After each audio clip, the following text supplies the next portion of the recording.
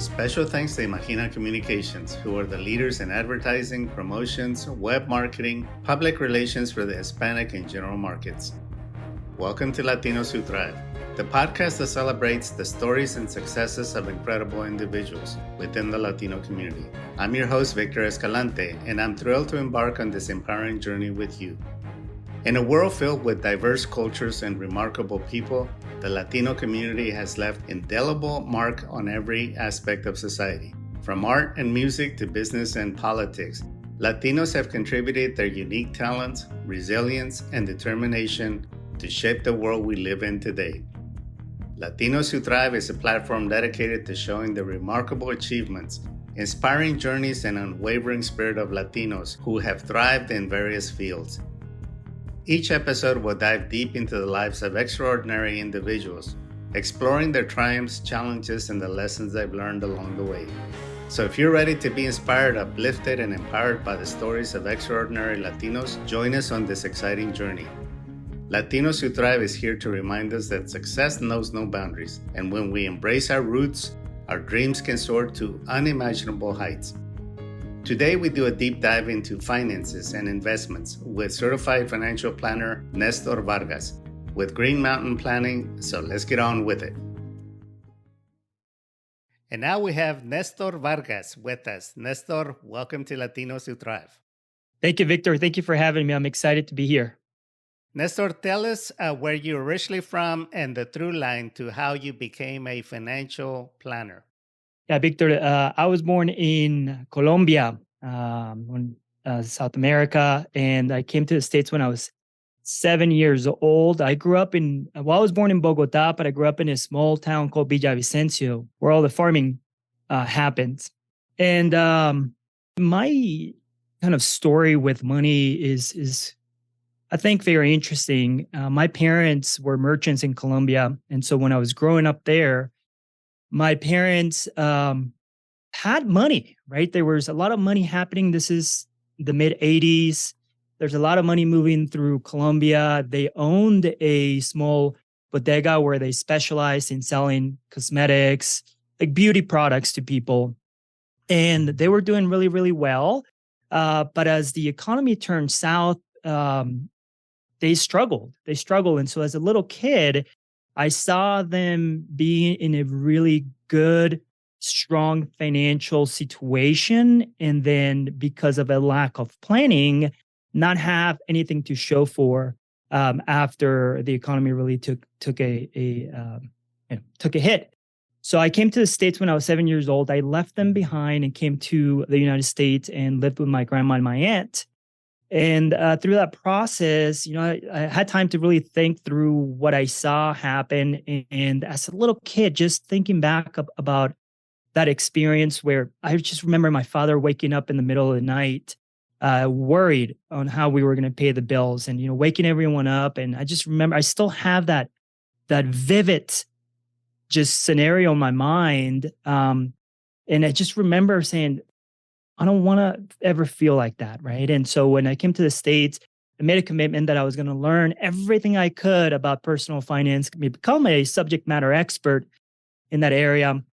And that's how I became a financial planner. That's kind of really the motivation of why I, want to deal with money and why I became an expert with it. So how did you get into the financial planning field? At school, I went to college. Went to college and majored in finance. So I got a business administration degree, and there was 3 different tracks you could get. You could do accounting, you could do marketing, you could do finance. Finance just really sounded exciting to me. So I went through that track. I graduated college and started working at a small bank at the point in time. It's 2008 when I graduated. So, we had that great financial recession. I don't know if you guys remember, how people were losing their houses left and right. Banks were failing. So it was really hard for me to really get a job. So I started working at a bank where you walk in and get loans. And I did that for about 3 or 4 years. But I, quickly realized that banks, the way they make money is by lending people money, by making interest. And so what I quickly realized is that I was putting people into debt. So I just didn't feel like that was the right avenue for me any longer. And I started working at Fidelity Investments after that. So I left the bank, started working at Fidelity Investments. I spent about 8 years at Fidelity Investments. I learned a ton. And yeah, that was kind of my journey about becoming a financial planner.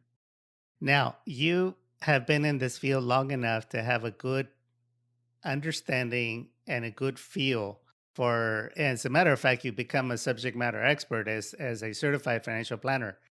Mm-hmm. In general, just in general terms, what have you noticed about Latinos and wealth management? I know that's a deep subject, but Yeah. give us a summary statement and we can go from there. Okay, so let's talk about statistics because I think people like numbers. We all know, but if most know, there's 62 million Latinos here in the United States. That's a ton of people, and I'm just so glad that our community is growing and we're becoming stronger. But only 5% of Latinos use the stock market to create wealth. So the statistics tell us that Latinos are not in the game like everyone else is. And what I've noticed is that Latinos are more prone to either go buy a home, invest in real estate or start a business than they are investing in the stock market. And I think there's a lot of distress in the stock market, a lot of lack of knowledge. So it's much easier for someone to understand how to buy a house or start a business than they feel comfortable, investing in the stock market. Let me tell you where my mind goes with that comment. Yeah. I had a roommate that he played the stock market. He became a day trader. He got so much into the stock market that he set up his own computing system in the house, and he was directly plugged into Wall Street. And again, he was a day trader, and at the end, he lost about $250,000. Mm-hmm. Okay. So that's about as far as my knowledge in the stock market goes. So why don't you go ahead and enlighten us a little bit more about how people can play the stock market? Yeah. So thanks for putting that context. I think there's two ways that you can view the stock market. You can view it as plain gambling, or you can view it as an investor. And those are two major differences that have completely different outcomes. When you are a day trader, when you are a gambler, when you're playing the stock market, what you're trying to do is be smarter than the stock market in general, be smarter than the institutions that have thousands of analysts and people working for them. And that game always ends badly. There's just the stock market is very efficient in the way that it does things. And so the fact that someone can think that they can beat or trade the stock market, basically what that means is that you're gonna pick a stock, you think that the stock is gonna go up, so you buy it, and then not only do you think that you know when the good time to buy it is, but also when the good time to sell it is. And it doesn't work. So if you're trying to get some excitement, I would say go gambling. It's pretty probably your odds are better off than playing the stock market. But investing is very differently. Investing, it requires time, it requires patience, it requires discipline. Let me kind of use an analogy. There's a reason why insurance companies are willing and able to insure your car or your home or your health, is because they spread the risk among many, many, many different people and have experience and have knowledge and insight to know how many of those people may get in a car accident, how many of those people may have a claim on their home, how many of those people may have a claim on their health. And they know that their odds are going to be on their favor, that they're going to collect more premiums and they're going to pay out. And so when you invest in that way, taking those principles, that's called diversification. So instead of buying one or two stocks, you buy hundreds, if not thousands of different companies, different sectors, different industries, and you're spreading the risk around. And so that's the first thing, is that you want to make sure that when you look at investing, that you're not betting your money on any single company, sector, CEO, board of directors. We want to spread our risk. This actually has its roots in the Lloyds of London in England, doesn't it? Yes, they're still around. Actually, they actually are. Lloyds of London is still to this date They insure companies like Fidelity and Charles Schwab, some of the big companies. You're right, Victor. Which in the old days, they insured boats, Ships. sailboats, ships that could go down in any storm full of all kinds of valuable goods. That's how the insurance started, actually. Yeah, you're right. Okay. So we're talking about spreading the risk. And what else do we need to understand about investments? So, we talked about spreading the risk, and I talk about discipline and time. Those are the two other factors that go into investing. When I say time, is because I wish this was more of a YouTube channel so I could show some charts. So I'm doing my best to kind of explain this to you. There has never been a 7-year period, okay, a 7-year period where a portfolio of 60% stocks and 40% bonds, which are more stable than stocks, has lost money. Okay. Never been a period. And since the beginning of the stock market, tracking it back to the Great Recession, the S&P 500, which are the 500 largest companies in the United States, have never lost money. So there are absolutely times where the stock market will be below where you bought it.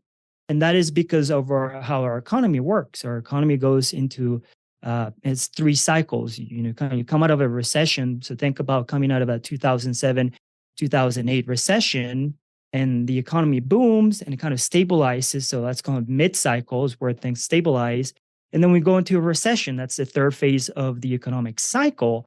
So if we have time for us to weather that later part of the cycle, which is the recession, then we are putting ourselves in a position where we won't necessarily be having to sell our investments at the wrong time. And discipline is very key. I'll give you an example right now. We're recording is June of 2023. And if you look at the stock market in general, and maybe you kind of parse it out a little bit, tech stocks are just doing phenomenally well. I mean, there are tech stocks that are up over 100% this year alone. And so a lot of people get kind of this FOMO, right? Fear of missing out. And if they start looking at investments, they're like, well, I'm going to choose the investments that are doing the best. And they probably might end up in investments that are just overly priced. They've grown too much. The valuations are too high. So having discipline in the way you invest and making sure that you're diversified, that you're not just looking at the performance of an investment, but also looking at the actual fundamentals. So discipline is really, really important, in time. So you don't want to invest money that you need within 2 years. You want to invest money that has a 5+ year time horizon so you can weather the storms. So Warren Buffett, probably the most famous, if not one of the most famous investors. Yeah. Why don't you go ahead and channel him and tell us how he did it? Since I'm sure you've studied his investment strategy. Oh my gosh, Warren Buffett, how he did it. I honestly, I think this could be a full episode on how Warren Buffett did it. There's one thing that I would say about Warren Buffett that I think our audience can really take away. He said that an investor, that's not highly sophisticated, that just wants to grow their money, would be very well positioned if they bought 90% of their money in the S&P 500 and 10% in bonds. And so what he's stating, and he actually is even challenged, by the way, he's even challenged this hedge fund guys, right? The guys that invest money for the ultra wealthy, that mix that I just gave you, 90% stocks, 10% bonds, and I'm saying 90% stocks in the S&P 500 would do better than the hedge funds. I think if I think about Warren Buffett and I think about our audience and what they can take away, is that even Warren Buffett, which is one of the smartest investors known in the past, I would say 80 or 90 years, believes in this approach. Okay, so now let's get granular and get down to practical applications of that. So let's take most Latinos are going to be either that are listening to this podcast are going to be a younger demographic, just for your information. Sure. I looked at the numbers in our audience, indexes at about 24-year-olds to about 35-year-olds. Okay. So these are people that are working in jobs or they Yeah. have their own business. And so they're starting out in life. So, what do you recommend that they do? They're probably going to be middle class or, again, lower class, just starting out, making their name, making their fortune. So, what do you recommend that they do? Yeah. Well, definitely you're going to be business owners. I mean, the Latino community is one of the fastest growing demographics in creating businesses, which I love. I love that. As a business owner, I can understand the joy that comes from that. But what can I say to those individuals? Here's one thing that I like to start with. Have an emergency fund. And I know an emergency fund is not sexy, right? Like you've never heard anyone get rich of an emergency fund, but that is so vital because it gives you the stability and the foundation to then go invest in riskier investments and investments that are more growth oriented.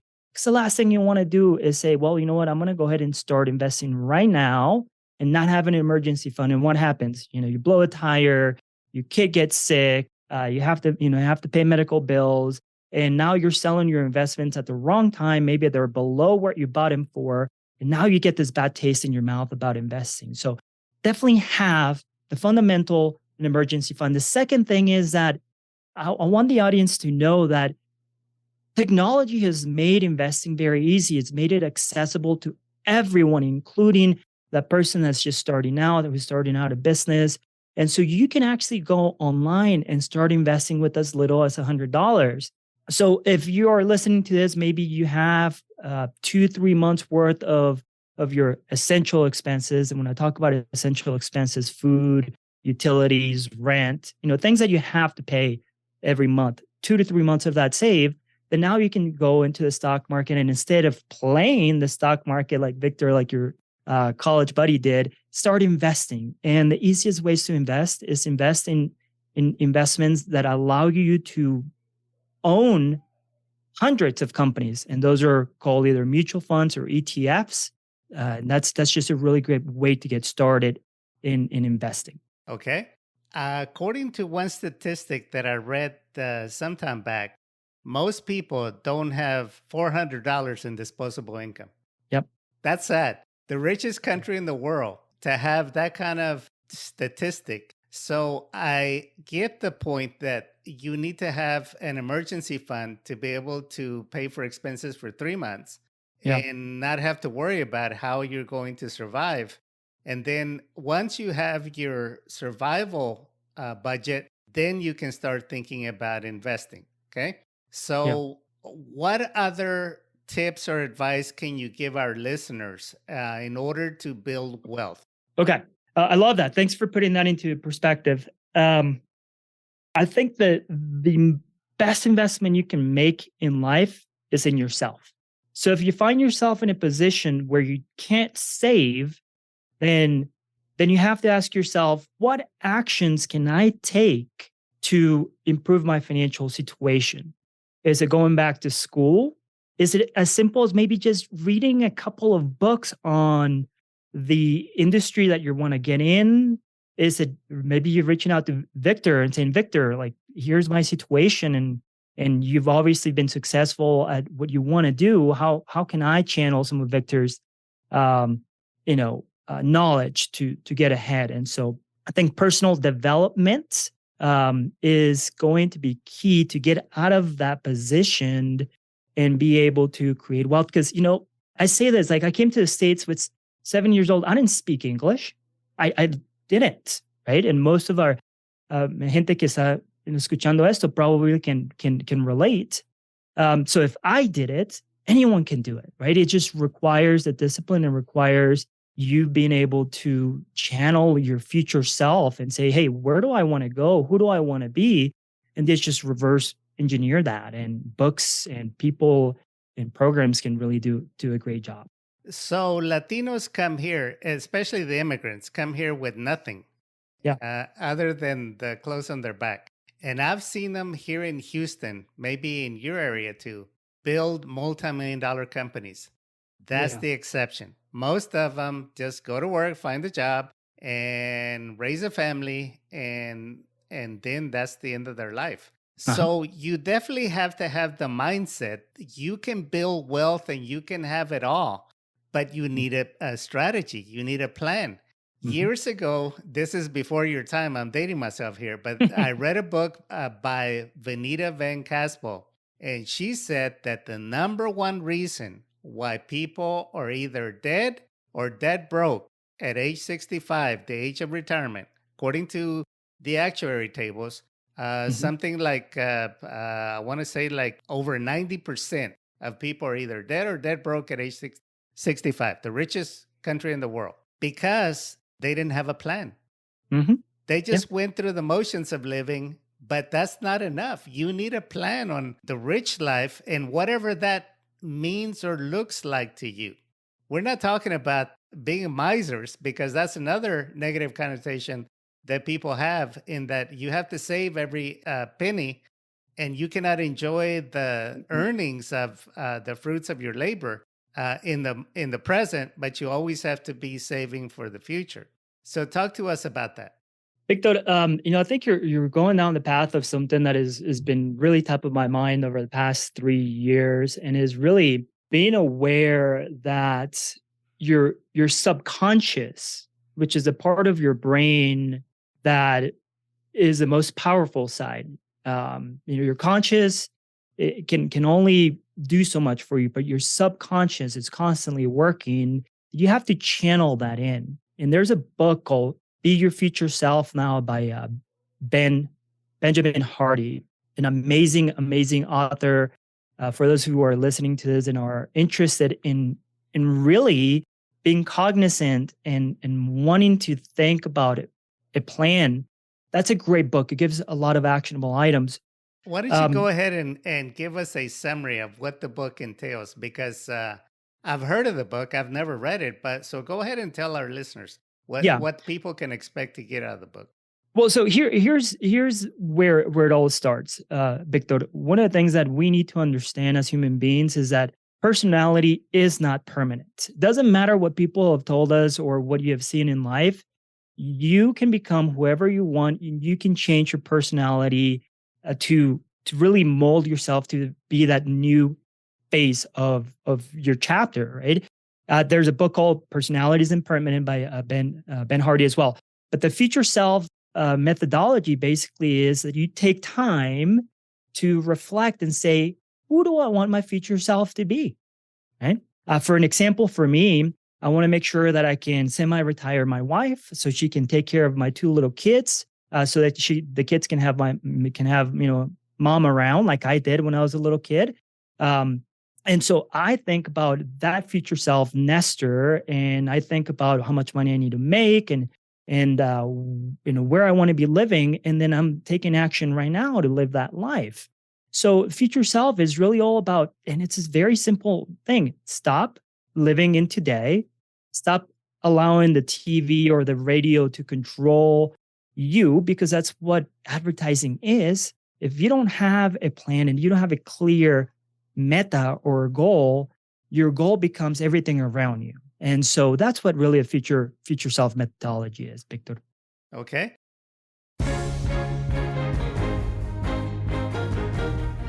You're listening to Latinos Who Thrive with special guest Nestor Vargas with Green Mountain Planning. We'll be right back.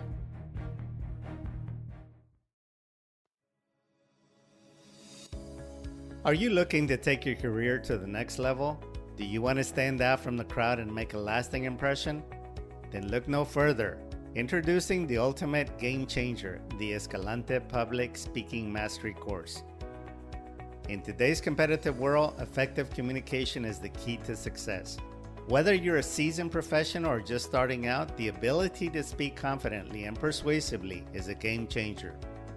I know, because I have lived through it. That's why the Public Speaking Mastery Course is here to unlock your full potential. The comprehensive course is designed to transform your public speaking skills from good to extraordinary. I will be guiding you through a step-by-step process, helping you overcome stage fright, craft compelling messages, and deliver impactful presentations. When I took the Dale Carnegie School of Public Speaking and Human Relations, it changed my life, and I will be able to help you do the same.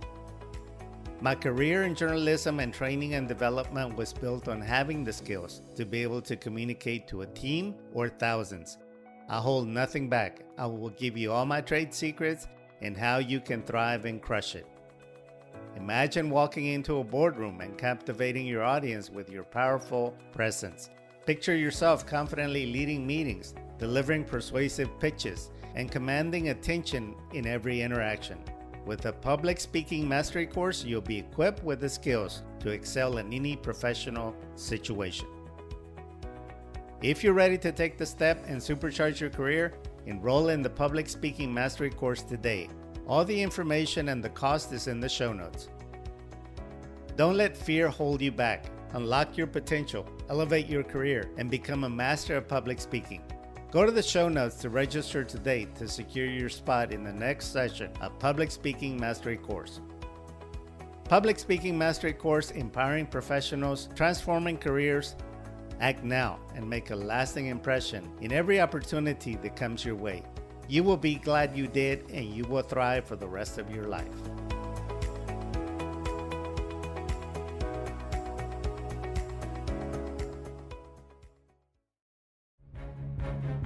We now return you to Latinos Who Thrive with special guest Nestor Vargas with Green Mountain Planning. Which I am totally on board with that.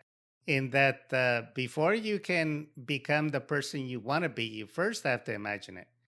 Then you have to believe it. Then you have to start working towards it. It's not name it and claim it. Imagine it and then work hard to get it. Yeah, but I think you said something that was really important. Believe. You have to believe in your future self.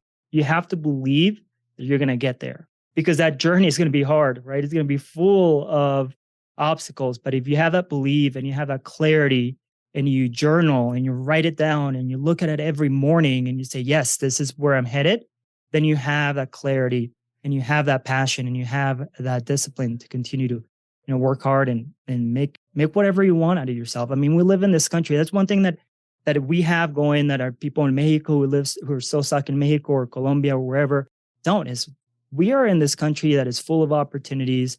And if we can use all the resources, absolutely, we can make it. In your experience, what is it that keeps people from believing it? Man, a childhood trauma.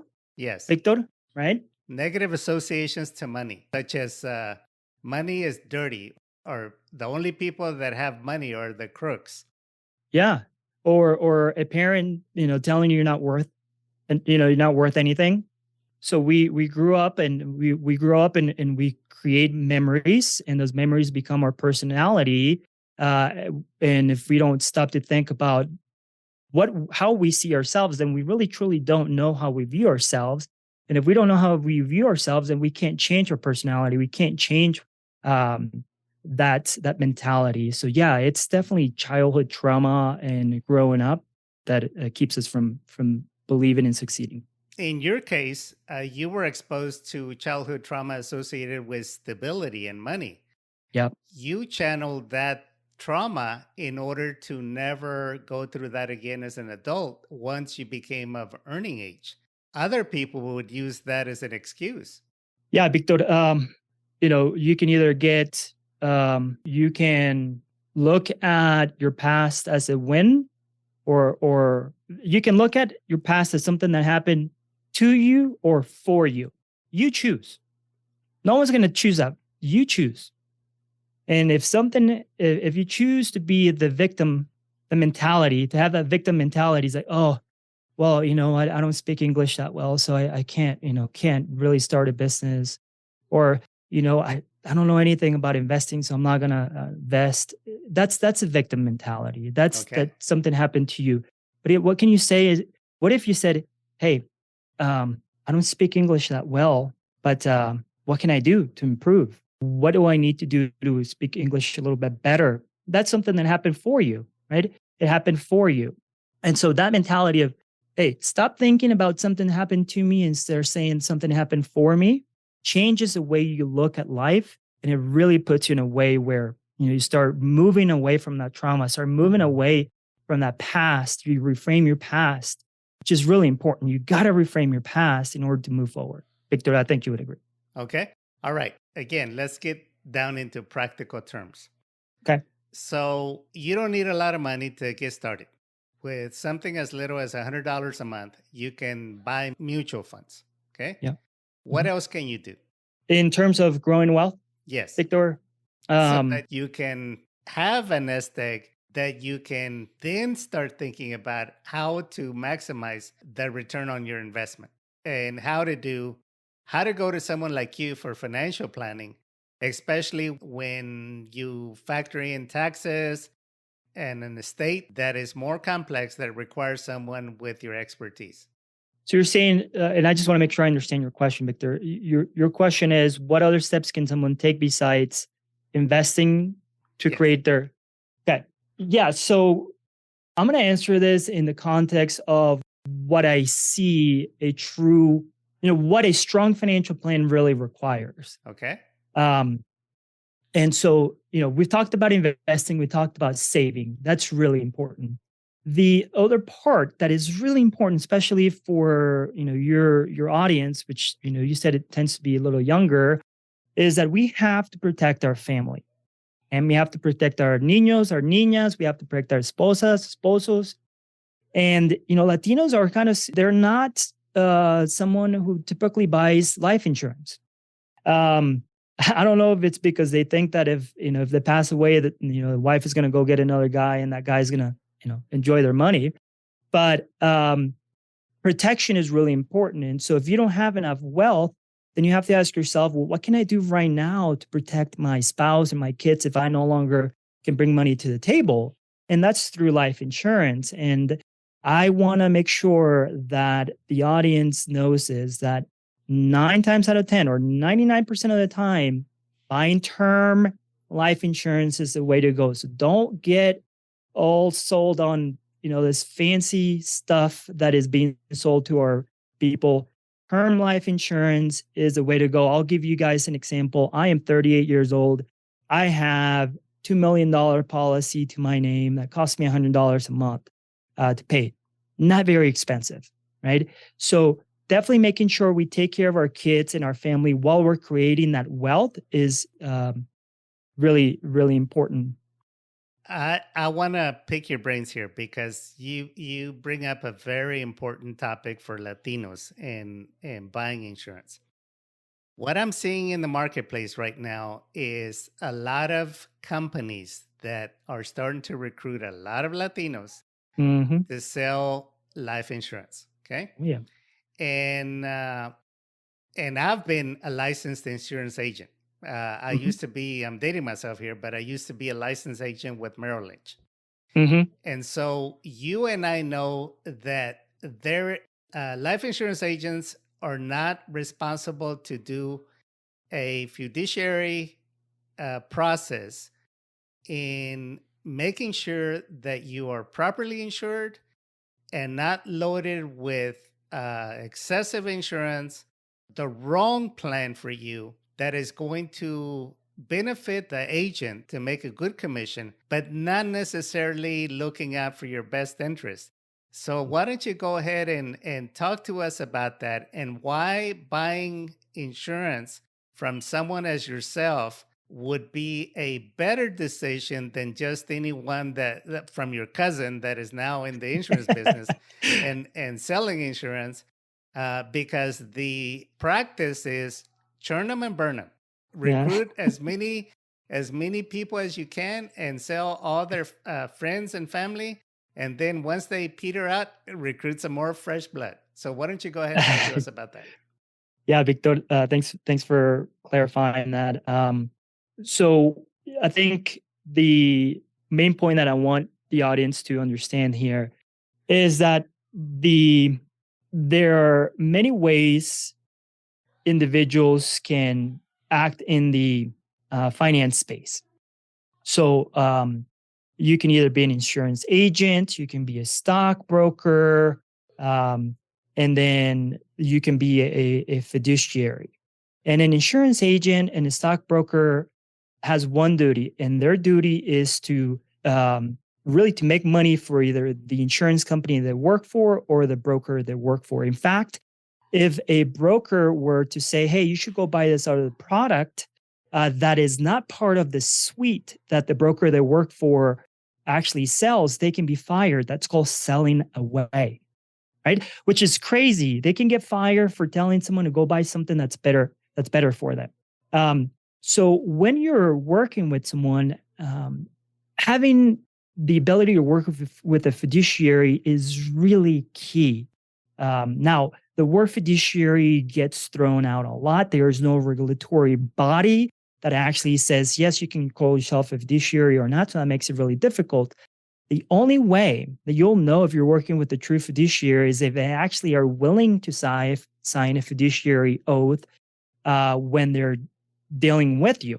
So when I sign a contract with my clients, I take a fiduciary oath. Now, there's another step above and beyond that, whereas you can work with people who don't sell product. I don't sell product. I'm called a commission-free financial advisor. So I don't sell insurance, but I absolutely tell my clients, here's the amount of insurance you should get. Do you have the right auto policy? Do you have the right home policy? Do you have the right life insurance policy? So with that said, is when if you're looking for help, make sure that you are working with a fiduciary who's willing to sign an oath. And two, like I said, 99% of the time, you're not going to need anything else except term life insurance. Term life insurance basically says, hey, I need you to insure me for 10 years, 15 years, 20 years, 30 years. That's called a term, and that's it. Okay. Now, explain to our listeners what a fiduciary is. A fiduciary is someone that is supposed to take an action on your best behalf. So it's always someone who, when they recommend something, it is something that is because it's going to put you in a better place, or because because that solution is better than the other solution. That's what a fiduciary is. It's really someone that has a legal obligation to act on your best interest. Okay. Another thing that I want you to comment about is I see a lot of predatory and a lot of deceptive practices in recruiting Latinos to sell life insurance. Yeah. And the point that I want to make here is that you are an authority on this, because you are responsible for being a fiduciary representative, representing your customer's best interest. And I was even approached by a life insurance agent out of California that was a former media personality. And she was trying to establish rapport with me by using that position, because I worked in media myself.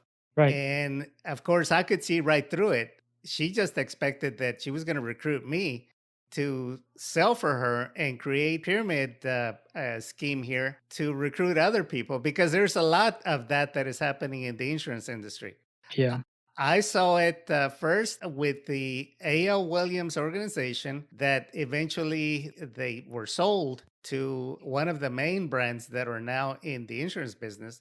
But what I want to caution listeners, and that's the message that I want you to take away, is be very careful with the advice that you take and the products that are pitched to you, because they don't have a responsibility to give you what you need. They have a license to make money off of you. So talk to us in general terms, that people can be cautious and ask the right questions when buying insurance. Simple. I think it's very simple.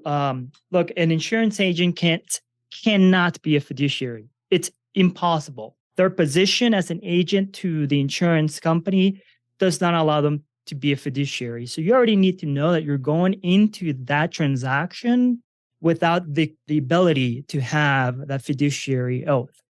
If that agent is recommending something different than term, then you have to ask why. Why is this better than, why is a product that is being pitched to you better than term? Here's what they're going to do. Okay. They're going to go ahead and punch in a bunch of numbers into a piece of software that is going to have all this rosy projections of guaranteed growth, not losing money, and tax-free, and blah, blah, blah, blah. But these are all projections. They are based mostly on really outrageous rates of returns of interest that typically will not come to fruition. So, as someone who has been in the industry for 10 years, who is a certified financial planner, who went to school for finance, if I won't buy anything in the whole life space, universal life insurance, whole life insurance, then why would you? Okay. So the question is simple answer, Victor, is if someone is pitching you something else in term, then you really need to, that there's a red flag. You need to know why. There's only a few cases where whole life insurance actually makes sense, and that typically is for the ultra wealthy. Yes, because you can actually use your life insurance as your own, becoming your own bank. You can buy a lot of whole life insurance, but again, that's for the wealthy. We're talking about putting in $100,000 to $200,000 of whole life policy, but you can actually borrow against that money and do all kinds of other sophisticated transactions. But again, that's not for our listeners, okay? And that's why, dear listener, I want you to listen very carefully to what Nestor has just told you. Is buy term insurance. Term insurance means that the insurance company is betting that you won't die. And they're willing to give you a policy based upon actuary tables, which means that according to history, a certain number of people, let's say 20-year-olds, are going to die within a year. They know those numbers, and they know that at 20 years old, you're a very good risk. And so the rates are going to be relatively inexpensive for you compared to someone that is 65, where at age 65, there's going to be a lot more people dying than 20-year-olds. And so obviously the rates are going to be higher because now you're betting against the insurance company that you won't die. And the insurance company is saying, oh, yes, you will die. And so a riskier customer. And so we're going to raise your rates. So buying term is a game that you play with the insurance company, and you're going to get the lowest rates because if you die, they pay your family the face value of the policy. But if you don't die, then they don't owe you nothing. But at least your family has the peace of mind that if something had happened to you, your family would have been taken care of. Okay. And you don't need to be using insurance as an investment because it's not. Insurance is not an investment unless you're very wealthy. Yeah, Victor, I think you nailed it. And even if you have $200,000-$300,000, which I have, and I don't invest that way, there's only a very limited amount of situations where whole life insurance makes sense. 99% of the time, it does not. It doesn't matter how good the projections look that they're showing you. It's just, it doesn't. Take it from an expert. All right. Talk about a burial policy because our demographic is young. They may have parents that they may need to buy a burial policy. Is that a good decision or is that a bad decision? Well, Victor, that's what I say. 99% of the times, a whole life policy doesn't make sense. Okay. A burial policy is a whole life policy. Yes. Right. A burial policy is something that is for when something happens, not if something happens. We all know we're going to die, unfortunately. So when we die, if you buy a burial policy, it's going to take care of, your father, your mother, your grandma, your abuelita, your tia, whoever you want to insure. Yeah, I mean, sure. I mean, we're talking about a $10,000, $15,000 policy. I don't think there is a right or wrong answer there, Victor. If you come from a really, really modest family where you just, $10,000, $15,000 is something that, you can't think that your family could raise to give your family member a proper burial, then yeah, I'm all for it. Yeah, this saves the headache of having to have bake sales and barbecue sales to bury somebody. I mean, this is not a laughing matter, but sadly, that's the situation that we find ourselves in. No, así es, Victor. Sí, la verdad. Now, so Nestor, what can you offer our audience if they are interested in finding out if they're on target for building wealth or whether they need some advice or whether they have the right investments or the right policy? What can you offer our audience? Victor, do you have a Facebook or a group where people can come and ask questions? I do, but I'll tell you what I'm going to do because this is a topic that is so important. Yeah. Is I'm willing to do one of my advertisers Hmm. has just launched a platform that is really cool, and it's about to launch next month, the start of next month. And I'm willing to do like a town hall meeting to where I will send out an invite to all our listeners, and they can connect, and basically they can ask you any question, and you will be subject matter expert at this forum so that people can ask you any question that they want, and we can get to know each other, and this will be first of its kind. I've been thinking about doing it now, and since you're offering it Yeah. to do this for our audience, I think it would be the perfect timing. I love it. Building community is what we need to do as Latinos. I can't tell you how many Facebook pages I see of, white people who openly talk about financial questions. There is no community like that, and so we need to really break that barrier. I would love to be part of that, and on top of that, just so we can actually add a little sweetener to it, is out of that forum, Victor, you can choose one person that will have a one-on-one consultation with me for an hour free of charge. Okay. I charge $300 an hour. This will be free. I'm not going to try to sell you anything. Realistically, probably won't work together long term. So I want you to come in thinking, I don't want you thinking that I'm selling anything, but yes, I will do a free hour consultation with whoever you choose from that forum. And let me tell you, listeners, dear listeners, that what Nestor is proposing has value because this gentleman has gone to school to become a licensed financial planner, and so he's not trying to sell you anything. He is a paid consultant to tell you what you need to do. Just like I have clients that they pay me to consult for them and to give them the best advice when it comes to running their business, or if they want to make changes in their lives. We have paid the price. We have spent a fortune to know what we know so that we can help others. And when someone offers you a free consultation like this, it has value and you need to jump on it. So I'm going to be bringing you all the details for this forum, and let's see who connects with us when I put it out, so that I can meet some of you guys, and you guys can use the expertise of Nestor to ask all of your questions. Oh man, I'm so excited. I can't wait to talk to people and really just be able to provide some peace of mind.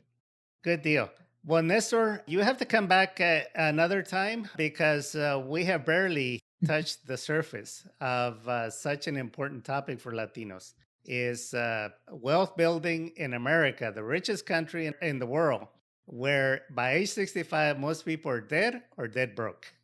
I will be honored and I'm excited and I'm motivated to help our people. I really, truly have no other agenda than to see nuestra gente move forward. It's our time, and let's do it. Absolutely. And that's it today, my friends. Until we meet again, go out and have a great week.